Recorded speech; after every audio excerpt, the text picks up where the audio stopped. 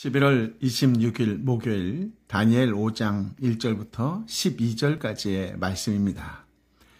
다니엘서 5장은 느부갓네살 왕이 죽은 후 20-30년이 지난 시점으로 바벨론의 마지막 왕 벨사살의 통치 말기에 있었던 사건을 배경으로 합니다. 하나님은 교만을 가장 싫어하십니다. 하나님은 교만한 자를 결코 내버려 두지 않으시지요.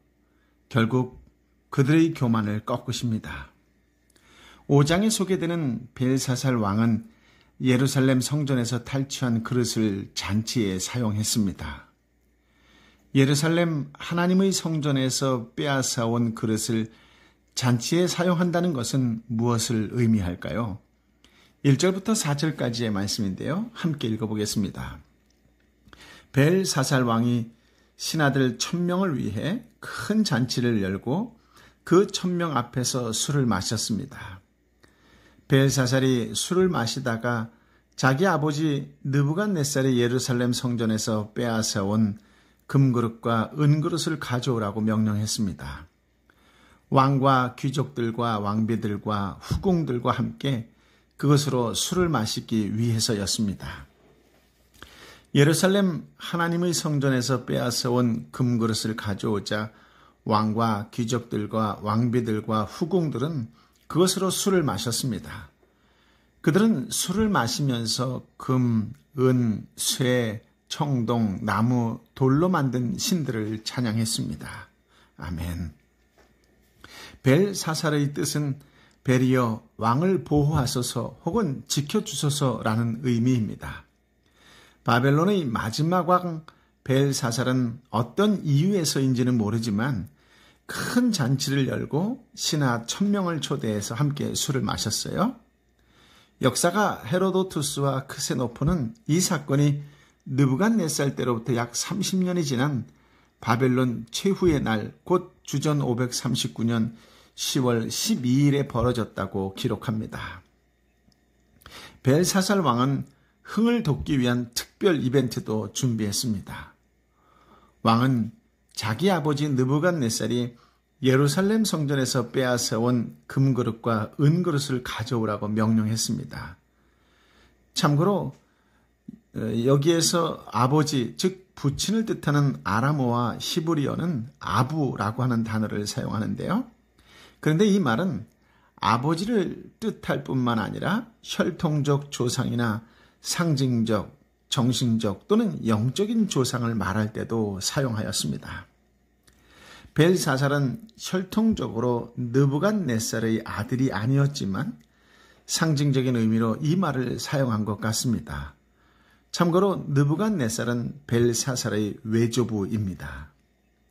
벨사살 왕이 명령으로 가지고 오라고 하는 그릇은 50년 전 느부갓네살이 예루살렘을 침공했을 때 빼앗아 온 것들이지요. 1장 2절에 느부갓네살은 그것들을 신들의 보물 창고에 넣어 두었다고 기록하고 있습니다. 즉, 그동안 그 그릇들을 사용하지 않은 것으로 추측할 수 있습니다. 그렇다면 벨사살은 그 그릇들을 왜 가져오라고 한 것일까요? 고대인들은 신전에서 사용하는 집기들을 신의 가제도구로 여겼습니다. 아마도 벨사살은 자신이 신과 동등한 위치에 올랐다는 표시로 그 그릇들을 사용하려고 했던 것 같습니다. 그러므로 벨사살은 신성 모독적인 행동을 한 것이지요. 고대 근동에서 왕의 연회에는 관기를 제외하고는 여자들이 참석하는 것이 엄격하게 규제되었습니다. 하지만 벨사살은 자신의 왕비와 후궁까지 참석시켰지요. 이것은 아마도 당시 바벨론의 정치적, 도덕적 기강이 매우 해이해졌음을 암시합니다.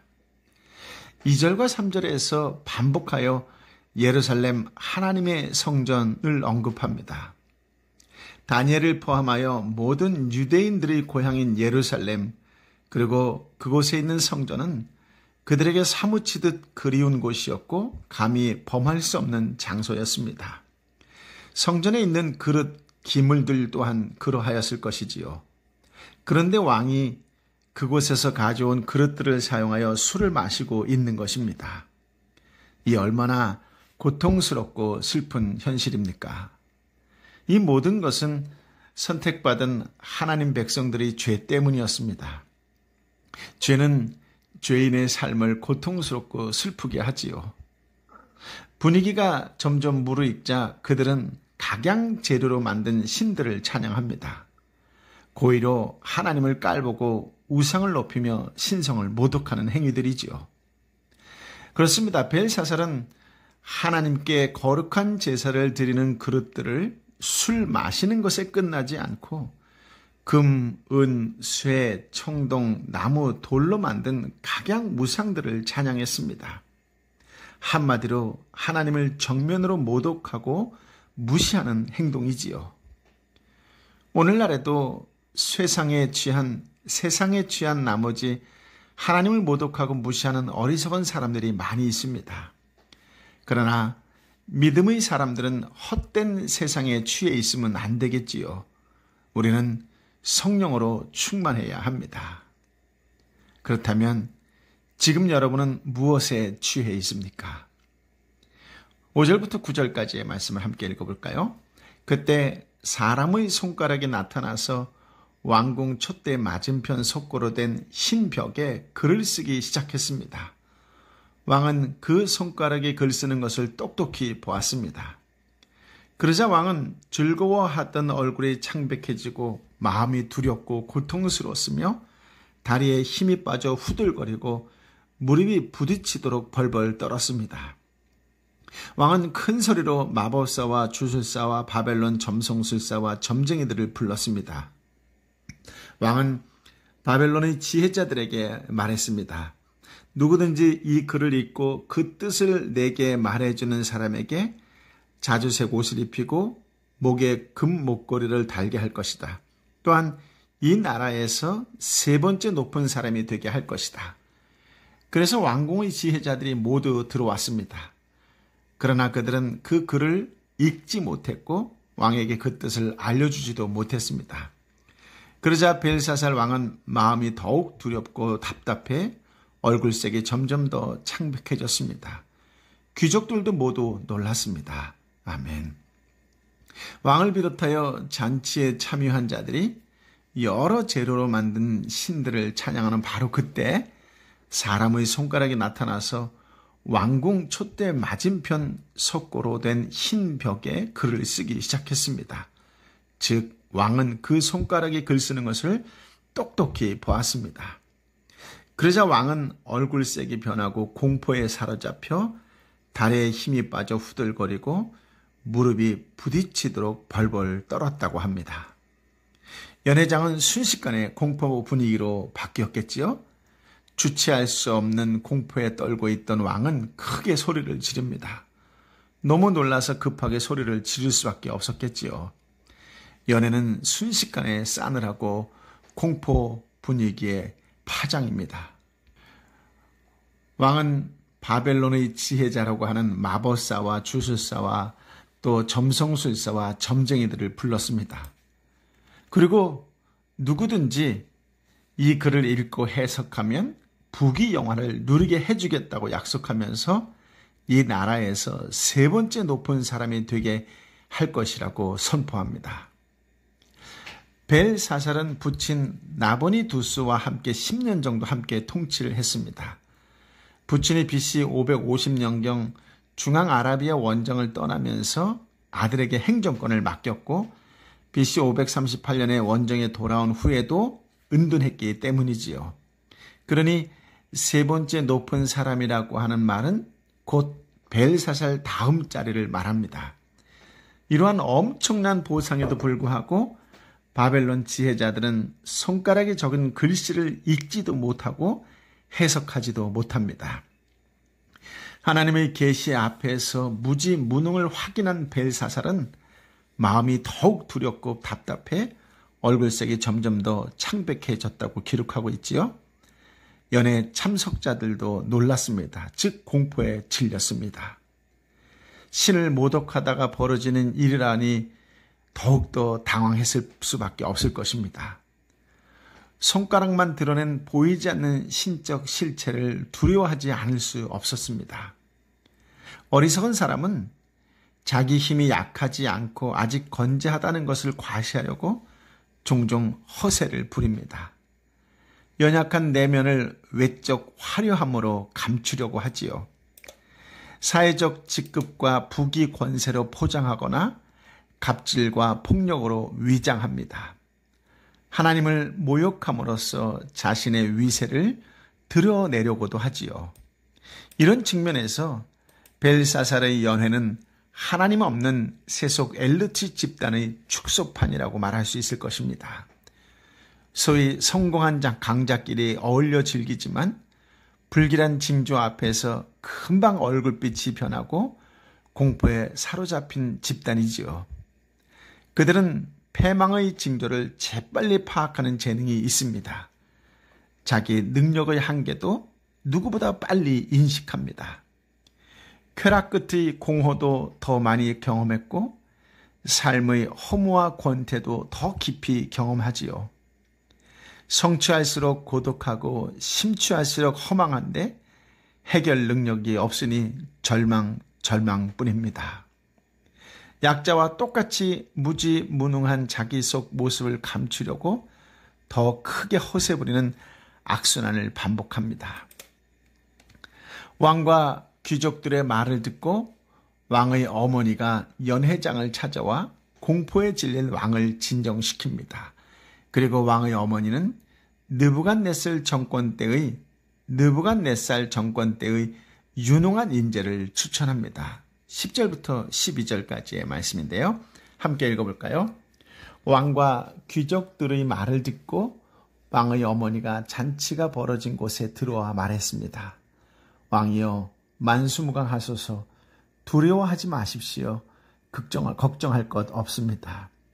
왕의 나라에 거룩한 신들의 영을 가진 사람이 있습니다. 왕의 아버지가 왕이던 시절에 그는 신들의 지혜와 같은 똑똑함과 통찰력과 지혜가 있다고 알려진 사람입니다.